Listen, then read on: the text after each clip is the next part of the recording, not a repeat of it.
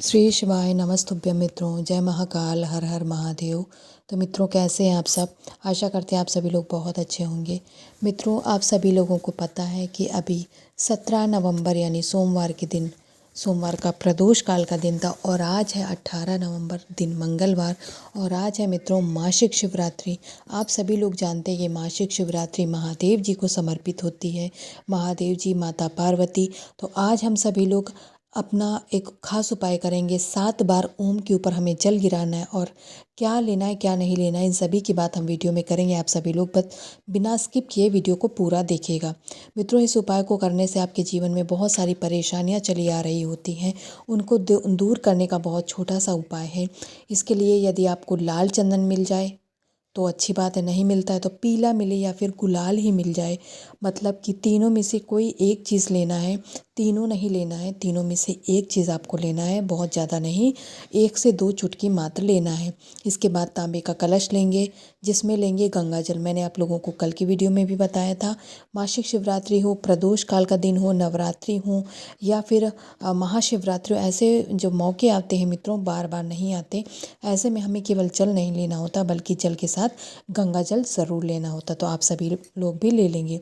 अब आपने जो भी चंदन लिया वो लाल, पीला या फिर गुलाल, उसका आपको एक ओम का निर्माण करना है और माता अशोक सुंदरी के स्थान पर आप लोग उस ओम का निर्माण करेंगे। ठीक है मित्रों, निर्माण करने के बाद में अब आपने जो जल लिया है ना कलश के अंदर, उस जल को आपको इस ओम के ऊपर चढ़ाना है। पूरा नहीं चढ़ाएंगे, 7 बार चढ़ाएंगे थोड़ा थोड़ा करके, लेकिन फिर भी आपको पूरा जल समाप्त नहीं करना, मैं पहले ही बता दूं। जब पहली बार आप जल चढ़ाएंगे तब आपको ओम नमः शिवाय बोलना है, दूसरी बार जल चढ़ाएंगे तब भी आपको ओम नमः शिवाय बोलना है। ऐसे करके 3, 4, 5, 6 और 7 बार आप इस ओम के ऊपर जल चढ़ाएंगे। लास्ट में आपको थोड़ा सा जल अभी कलश के अंदर बचा लेना है, क्योंकि अभी तो आपने केवल माता अशोक सुंदरी और उनके बाकी परिवार के ऊपर जल समर्पित किया है, लेकिन घर का जो प्रधान है, जो घर का मुखिया यानी महादेव जी, उनके ऊपर अभी आपने जल नहीं चढ़ाया है। तो बाद में आपको आपने जो कलश में जल बचाया मित्रों, वो अपने इष्ट, अपने आराध्य यानी महादेव जी की पिंडी के ऊपर आप चढ़ाएंगे, उनके शिवलिंग के ऊपर। और तब भी आपको ओम नमः शिवाय या फिर श्री शिवाय नमस्तुभ्य मंत्र का जाप कर लीजिएगा मित्रों। यकीन मानिए, मासिक शिवरात्रि का सबसे सिंपल, सबसे सरल और सबसे अद्भुत उपाय है। इस उपाय को करने से आपके जीवन के में कोई भी परेशानियां नहीं रुकेगी। जो भी परेशानियां अभी तक बनी थी, आपके उपाय करने के बाद भी वो ज़रूर आपके घर से चली जाएगी। दूर करने का बहुत अचूक उपाय है मित्रों, ज़रूर करिएगा मासिक शिवरात्रि के इस अद्भुत उपाय को। तो पहला उपाय बहुत सिंपल था, आप लोग समझ गए हैं। चलिए अब हम सभी लोग दूसरे उपाय की बात करते हैं। उपाय के जानने से पहले उसके फ़ायदे की बात करते हैं, आखिर इस उपाय को करने से हमें क्या लाभ मिलने वाला है। मित्रों, इस उपाय को करने से यदि हमारे घर में जो धन है उसमें हानि हो रही, यानी आपको लाभ न मिल करके बस खर्चा ही होता जा रहा है, धन आ नहीं रहा है, धन की आवक रुक सी गई है, तो आज हम सभी लोग लेंगे समी के पत्ते। अब समी के कितने पत्ते लेने हैं मित्रों? आप लोगों को 9 समी के पत्ते लेने हैं। ठीक है, ज़्यादा ना कम, आपको 9 गिन करके समी का पत्ता लेना है। समी के पत्ते लेने के साथ में अब आपको लेना है शहद, जिसे हनी भी कहते हैं। आप किसी भी ब्रांड का ले सकते हैं, ऐसा यहाँ पर दिया नहीं है कि नहीं आप किसी पर्टिकुलर ब्रांड का ही लें। अगर शहद ना मिल पाए किसी कारण से तो हल्दी ले लीजिएगा, लेकिन खड़ी हल्दी लेकर के कूट करके उसका पाउडर बनाना है। दोनों चीज़ नहीं लेनी, अगर हल्दी मिल जाए तो हल्दी ले लीजिए। मित्रों, आप लोग सोच रहे होंगे कि हल्दी तो महादेव जी को समर्पित नहीं की जाती, फिर मैं हल्दी क्यों कह रही हूँ? हाँ, बिल्कुल नहीं समर्पित की जाती, लेकिन साधारण दिनों में, जब विशेष दिन होते तो उनमें ज़रूर समर्पित कर सकते हैं। तो चाहे शहद या फिर हल्दी, दोनों में से कोई एक चीज़ आप लेंगे और उसे एक कटोरी में आप अलग से ले करके जाएंगे और तांबे के कलश में जल और गंगा जल लेंगे। जो कटोरी में आपने हल्दी या फिर शहद लिया है उसके अंदर आप पूरे 9 के 9 समी के पत्ते आपको डाल देने हैं। अब उस कटोरी को और जल लेकर के मित्रों हम महादेव जी की शिवलिंग के पास जाएंगे, नॉर्थ डायरेक्शन में मुख करके। सबसे पहले जो आपने जल लिया है उसे महादेव जी की शिवलिंग के ऊपर कुंदकेश्वर महादेव जी का नाम लेकर समर्पित कर दीजिएगा। जब जल महादेव जी की शिवलिंग से बहता हुआ नीचे गिर जाएगा, अब आपने जो कटोरी में समी के पत्ते डाले हुए थे शहद या फिर हल्दी में, अब आप उन शमी के पत्तों को निकालेंगे। ठीक है, अब पत्ते कितने आपके पास? 9, सारे एक एक साथ नहीं चढ़ाएंगे। एक एक शमी का पत्ता महादेव जी के शिवलिंग के ऊपर अपने घर में धन की हानि को रोकने के लिए, अर्थात धन में वृद्धि का नियम के लिए आपको महादेव जी के शिवलिंग पे एक एकड़ पूरे 9 शमी के पत्तों को शिवलिंग पे चिपका देना है। ठीक है। अब शहद में अगर डिप किया होगा तो बहुत आसानी से चिपक जाएगा। हल्दी अगर गीली थी तो उसको सूखी थी तो उसे गीला करके आप चिपकाएंगे तो वो भी आसानी से पत्ते यहाँ पर आपके चिपक जाएंगे। और जब आप इन पत्तों को यहाँ पर चिपकाएंगे मित्रों, तो आपको भगवान के अवधूत रूप यानी अवधूतेश्वर महादेव जी के नाम से चिपकाना है।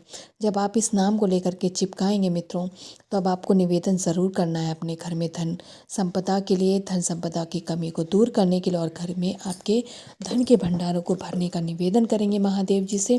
ध्यान रखिएगा, आपका विनती करना अनिवार्य होता है, अन्यथा आपके उपाय पूरा नहीं माना जाएगा, क्योंकि जब तक आप उनसे निवेदन नहीं करेंगे तो उनको पता भी नहीं चलेगा कि आखिर आप क्या इच्छा लेकर के आए थे। अर्थात आपके इस उपाय को करने का जो ज़रिया था, जो आपका मेन उद्देश्य था, वो क्या था, वो जानना भी ज़रूरी होता है।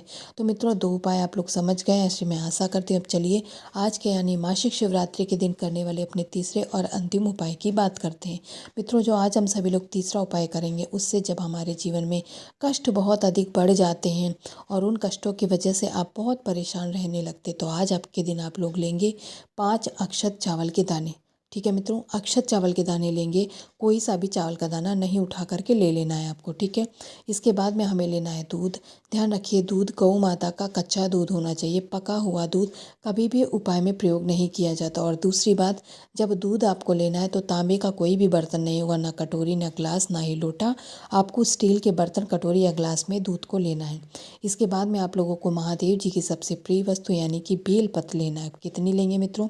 मात्र और मात्र एक बेलपत्र आपको लेना है। बेलपत्र कहीं से कटी फकी और खंडित ना हो, इस बात का आप लोग ध्यान रखेंगे। ठीक है। एक बेलपत्र, बाकी सारी चीज़ें ले करके मित्रों महादेव जी की शिवलिंग के पास पहुंच जाइएगा। अब करना क्या है, चलिए ध्यान से समझते हैं।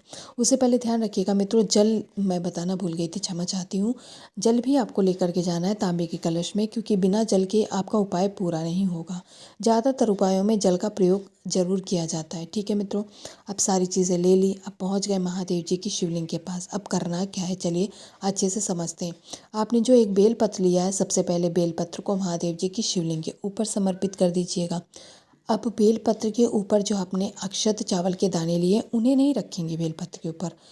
उन दानों को आप माता अशोक सुंदरी के स्थान पे समर्पित कर दीजिएगा। लेकिन जो आपने दूध लिया है, उस दूध को आपको बेलपत्र के ऊपर चढ़ाना है। मैं दोबारा बताती हूँ मित्रों, दाने आपको माता अशोक सुंदरी के स्थान पे समर्पित करना है, और दूध आपको बेलपत्र के ऊपर रामेश्वर महादेव जी के नाम से समर्पित कर दीजिएगा। पहले दूध चढ़ाएंगे, फिर दूध के बाद जो जल लेके गए हैं उसे महादेव जी के उसी बेलपत्र के ऊपर चढ़ा दीजिएगा। इतना करने से मित्रों आपके जीवन में जो कष्ट हैं वो दूर हो जाएंगे, समाप्त हो जाएंगे, और महादेव जी की कृपा से मित्रों आपके जीवन में कभी कोई परेशानी नहीं आएगी।